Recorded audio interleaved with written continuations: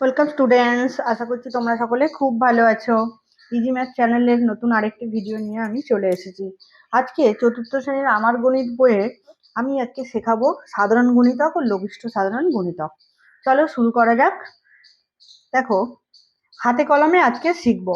তাহলে হাতে কলমে 2 ও 3 এর সাধারণ গুণিতক ও লঘিষ্ঠ সাধারণ গুণিতক খুঁজি। তাহলে 3টি 15 সেমি লম্বা ও 7 সেমি চওড়া কাগজ নিলাম। প্রতিটি কাগজে নিচের মতো 100টি সমান ঘর টানলাম। প্রথম কাগজে 1 থেকে 100 পর্যন্ত নাম্বার লেখা আছে। তাহলে প্রথম কাগজে 1 থেকে 100 পর্যন্ত ছবির মতো লিখলাম। এবারে দ্বিতীয় কাগজে কি লিখছি দেখো। আচ্ছা, দ্বিতীয় কাগজে এরকম 1 থেকে 100 পর্যন্ত ঘর করেছি, আর একটা করে ঘর বাদ দিয়ে এই গর্তগুলো করেছি। বুঝতে পারছো? এবারে তৃতীয় কাগজে কি করলাম, তৃতীয় কাগজে 1 থেকে 100 পর্যন্ত 100টা ঘর আছে, এখানে করছি তৃতীয় কাগজে 2টো ঘর বাদ দিয়ে গর্ত করলাম। এই দেখো, এই 2টো ঘর বাদ দিয়ে একটা করে গর্ত, এই 2টো ঘর বাদ দিয়ে একটা করে গর্ত, এইভাবে বানালাম। এবারে কি করছি কাজটা, প্রথম কাগজের উপরে দ্বিতীয় কাগজ বসিয়েছি। তাহলে কি, ঘরে একটা করে নাম্বার পড়বে।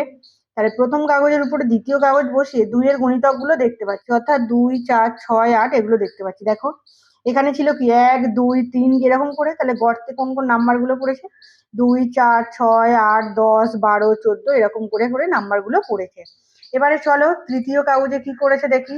আচ্ছা, এবারে কি বলছে দেখো, প্রথম কাগজের উপরে তৃতীয় কাগজ বসিয়ে 3 এর গুণিতকগুলো দেখতে পাচ্ছি, অর্থাৎ 3, 6, 9 এগুলো দেখতে পাচ্ছি। তাহলে এখানে কি 1, 2 ছিল, এখানে গর্ত ছিল, গর্তে 3, এরকম করে করে 6, 9 এগুলো দেখতে পাচ্ছি। এবারে প্রথম কাগজের উপরে দ্বিতীয় আর তৃতীয় কাগজ বসিয়ে দেখতে পাচ্ছি। তাহলে 3টে কাগজ একসঙ্গে বসিয়েছি। তাহলে দেখো, 6 পাচ্ছি, 12 পাচ্ছি, 18 পাচ্ছি, 24 পাচ্ছি, 30 পাচ্ছি, এরকম নাম্বারগুলো পাচ্ছি।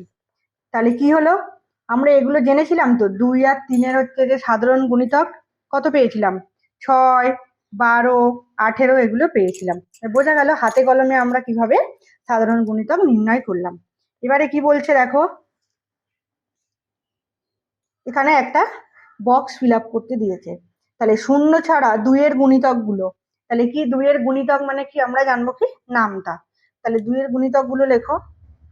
2 হলো, 4 হলো, 6 হলো, 8 হলো, 10 হলো, 12 হলো, 14 হলো, 16 হলো, 18 হলো, 20 হলো, এবং এইভাবে আরো অনেক নাম্বার আছে। তারপরে দেখো, শূন্য ছাড়া 3 এর গুণিতক, তাহলে 3 এর নামতা।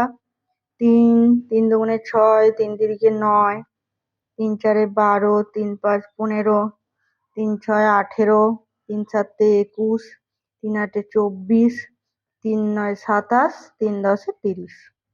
তাহলে এবার কি হলো, 2 আর 3 এর সাধারণ গুণিতক। তাহলে কমন দেখো, এই 6 আছে, 6, এই 12 কমন, তাহলে 12, এই 18 কমন, তারপরে 24 এই দুটোর মধ্যেই আছে, তারপরে 30, 36, তারপরে 42, তারপরে 48, তারপর 54, তারপরে 60। এবারে এখান থেকে পাচ্ছি 2 আর 3 এর লঘিষ্ঠ সাধারণ গুণিতক।